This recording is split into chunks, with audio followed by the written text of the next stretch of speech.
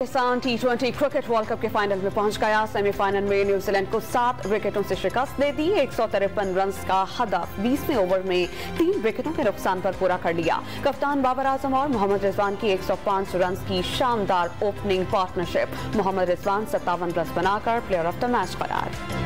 कौमी cricket team की फतह पर सब ही खुशी से निहाल। सदर मुमलिकत आरिफ अलवी और वज़ीर आज़म शहबाज शरीफ की टीम को शाबाश।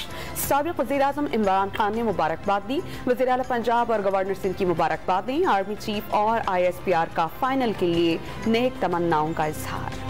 हुकूमत का मईशत को सूद से पाक करने का फैसला। वज़ीर ख़जाना इसहाक़ डार ने सूद के खात्मे के फैसले के खिलाफ अपीलें वापस लेने का ऐलान कर दिया। 75 साला सूदी निज़ाम के खात्मे में कुछ वक्त लगेगा, ताहम कानूनी सतह पर अदालत उस्मा से दरख्वास्तें वापस ले लेंगे।